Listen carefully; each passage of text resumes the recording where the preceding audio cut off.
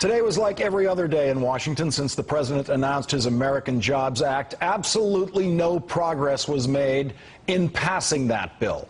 Congress took no steps to address the 9.1% unemployment rate nationwide, the 16.7% unemployment rate among African Americans, and the 18.1% unemployment rate among workers age 18 to 24 who are trying to get their start in the American workforce, trying to become payers into the Social Security trust funds, which so desperately need the weekly FICA taxes from young workers in order to continue the intergenerational compact to provide retirement security to older Americans. America is in the merciless grip of an economic crisis, but Washington is not in crisis mode. Washington continues to play its business-as-usual games. Those games delight many of the top 1% of income earners whose burden sharing in funding our government and our societal investments was dramatically reduced by the Bush administration tax-cutting policies. Business as usual in Washington means that no progress has been made today on a more equitable distribution of tax burden sharing in this society, a more equitable distribution following the Buffett rule, the simple concept that billionaires like Warren Buffett should pay a higher tax rate than their middle-class employees do. The easy ride that Wall Street billionaires are provided by the tax code went unmolested today in Washington. The notion that Wall Street billionaires' income should be taxed at a lower rate than the income of the janitors who clean their office towers remains deeply embedded in the tax code. Washington did nothing today, nothing, to rip that travesty out of the law of this land. Congress didn't hold a hearing today asking why a billionaire should pay a 15% rate on his so-called carried interest income when public school teachers and nurses pay higher tax rates. The Washington power elite went about their business today, making fundraising calls, meeting with lobbyists, scheduling re-election campaign events, while ignoring the massive economic inequities in this society that have become ever so painfully more clear in this economic crisis. If you lost your job today, Washington didn't notice. If you got foreclosed on today, Washington didn't notice. If you couldn't afford to see a doctor today, Washington didn't notice. And if you're a Wall Street billionaire who made another billion today, Washington made no real attempt to tax that billion fairly. It was business as usual in Washington today, and no one caused the power brokers any trouble. Possibly because my first guest was in New York today. Joining me now is Michael Moore, Academy Award-winning filmmaker, activist, and author of the new book, Here Comes Trouble, Stories from My Life. Michael, thank you very much for joining me tonight. I love this book, and I love its title, Here Comes Trouble. Where are you right now, Michael? Are you causing trouble? What are you doing? I'm here in Liberty Plaza in New York City. We are a block or so off Wall Street. We have financial buildings all surrounding us here. We're in the financial district, and we're in the 12th day now of an occupation of Liberty Plaza here. Thousands of people over the last 12 days have come to this plaza. Thousands of Americans, thousands of people who have come from all walks of life. Because they have had it. Because, I mean, that opening you just gave, the segment, that's the most brilliant thing I've heard on television this week. And thank you for saying what you just said, because nothing happened today for these people. Nothing happened yesterday, and nothing is going to happen tomorrow. And, you know, they're not going to do anything because they're bought and paid for. These politicians, they're bought and paid for by the people who work in these buildings up here on the top floors of Goldman Sachs. and Morgan Stanley, all these people, they buy these politicians, so nothing is going to get done. The people have had it, and that's why they've come here, and this is only going to grow. This is going to grow here in Liberty Plaza, and you're going to see this happening in cities all over the country, because not because I say so, not because they say so. We say so. It's no. Actually, what happened is that the rich weren't satisfied with having practically everything. They wanted it all. And so they have made lives miserable for so many millions of people. People that have lost their homes, people that are being foreclosed upon, over 50 million people that don't have health insurance. The people have lost their jobs. They say it's 14 million. That's the official number. It's well over 20 million. And if you count all the people who are underemployed, in other words, they're working, but they're making a poverty wage, you're talking upwards to 30 million Americans. We've got 46 million living in poverty. People have had it. People have absolutely had it, and they're not going to take it anymore. And you see now the seeds of this revolt that's going to take place nonviolently across the country. The reason it will be nonviolent, the reason it doesn't have to be violent is because there's millions of us, and there's only really a few hundred of them. So it's not really a fair fight. Well, Michael, it's going to be nonviolent as long as the police around those protesters stay nonviolent. I'm going to talk later in the program, as I did earlier this week, about some of the police brutality that they've had to suffer in trying to express themselves on this issue. And Michael, is it your sense that what you have there and what you have going on in the country is basically a cry from the heart? It's not so much specifically about we want to change this clause in this bill or we want to do this, but you just need to bring attention to these massive inequities and in fact the stall that no one is doing anything. There isn't necessarily the right big piece of legislation to get behind right now, is there? No, we're not down here to support Senate Bill 2567. We're beyond that. They had their chance a long time ago to try and fix this.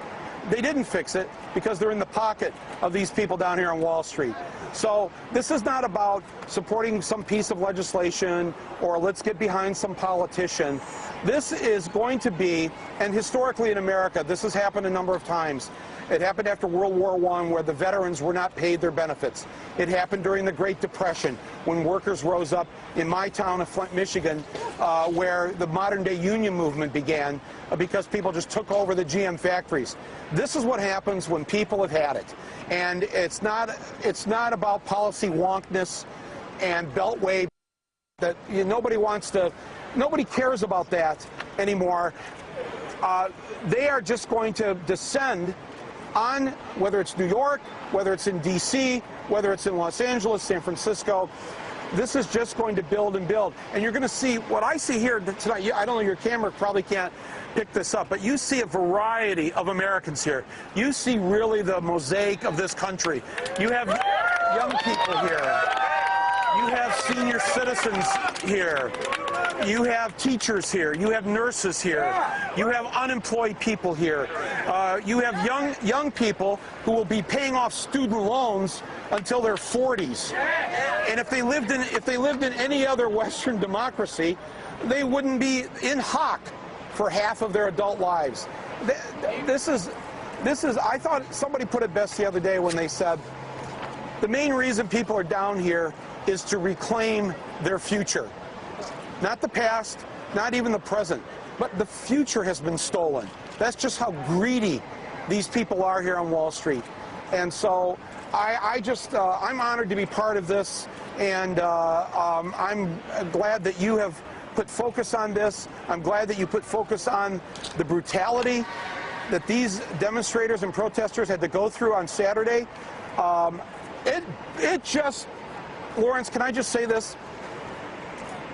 After what the individuals in these high-rises did back in 2008, where they crashed this country right into the ground, and they just ruined it. Millions more without work. Millions lost their pensions. Just total calamity and chaos for the last 3 years in this country. To this day, not a single one of them arrested. Not one of them. Not one of them. But on Saturday, 100 of these citizens who were being nonviolent, they were arrested. How can I live in a country that arrests 100 nonviolent people and doesn't arrest a single one of these bankers or the people that caused this collapse? Just boggles the mind. Well, you live in a country where that kind of conduct has to be protested and is being protested. We are grateful to be able to report. Michael, I want you to know, in our control room here, we have a very simple policy. When an Academy Award-winning director asks to widen the shot, we widen the shot. And I'm very glad you did that, because we did get to take in all those people around you down there, and it is an inspirational-looking group down there. I'm going to do one Twitter question for you, Michael, before the break. Then we're going to come back after the break. This one is from Eileen Sarrett Kwasai. She's one of my favorite tweeters. She tweets a lot on my feed. She says, Lawrence, I wonder if M. Moore could articulate some specific, tangible goals for this protest, as I've yet to hear any and really would like to. Right. A lot of people have been asking this question. What are the goals? What are the demands? What you have to understand about this protest is this is unlike any other protest that you've seen in your lifetime, because there's no dues-paying organization that we all belong to. You know, there's no membership form. There's no one person that comes in here and says, now this is our agenda and this is the way it's going to be. There are a variety of demands and concerns within this group.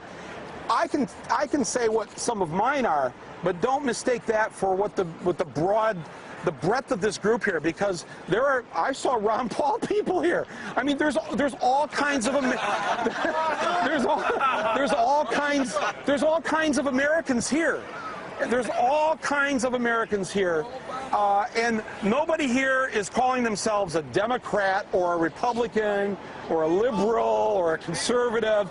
We're beyond that. That's right. This is the people, and everyone here represents thousands of Americans who can't be here tonight, who feel the same exact way. So, I mean, I've said what I've said for a long time. Tax the rich, jail the bankers, end corporate welfare, end these wars which are costing us $2 billion a week. You know, it goes on and on. And if we pass the microphone around, you'd hear 15 other things that need to get done. And you know what? They're going to get done, because this is our country. We're the majority. We're the majority. Never forget that the people who work for a living in this country, we are the people. Not the people up here who are taking people's pensions and their bank accounts and ruining it and destroying their lives. They are not running this country anymore. They think they are, but that's going to come to an end right now.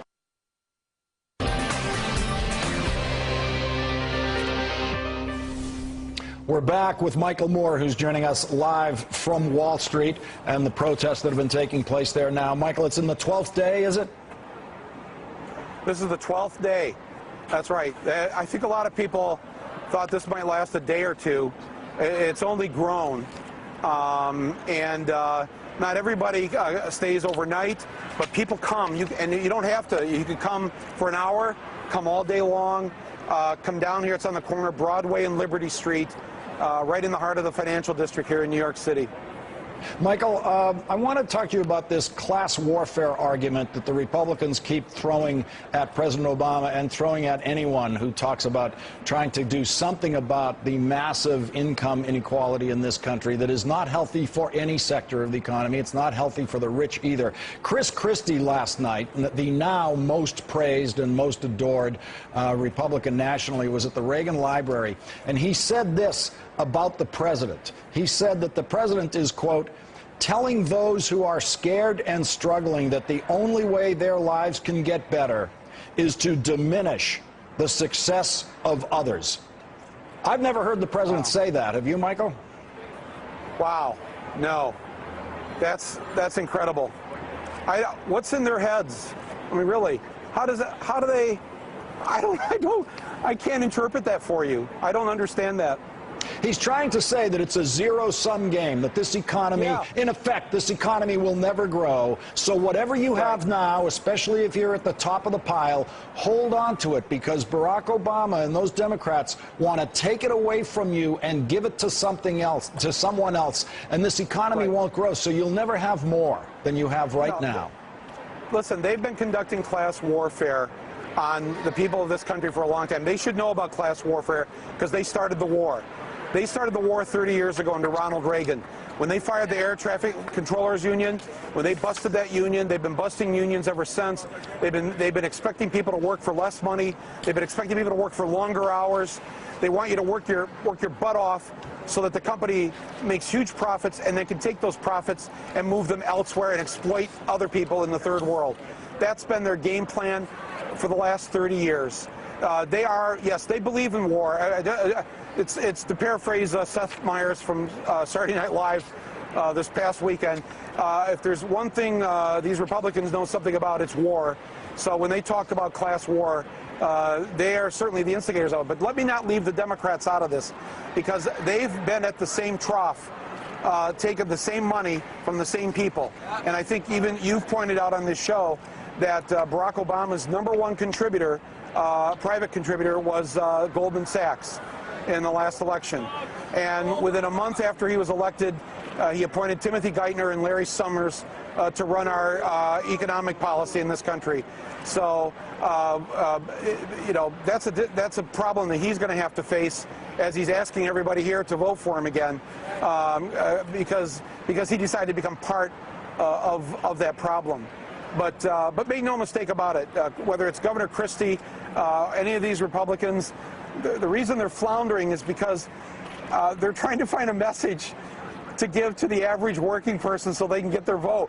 But how do they go to those people when they were with George W. Bush, who literally drove this country right into the ground, made life worse for everybody, and then told everybody to their children and their grandchildren are going to have to expect a worse life than the life they've had. People here reject that, and that's why people are here, and that's why this is going to happen across the country. You're going to remember that it started here. This was the place. These were the seeds that were planted, and I'm very hopeful of what's going to happen. Michael Moore, rise up, everybody. Michael Moore, thank you very much for bringing us there tonight to Wall Street. I hope people there can see on our monitors later on when I come back again later in the program to the discussion of the police brutality that they suffered this past weekend in New York. I have much more to say about it. That's going to be coming up in the rewrite. We'll be back. Called carried interest income when public school teachers and nurses pay higher tax rates. The Washington power elite went about their business today, making fundraising calls, meeting with lobbyists, scheduling re-election campaign events, while ignoring the massive economic inequities in this society that have become ever so painfully more clear in this economic crisis.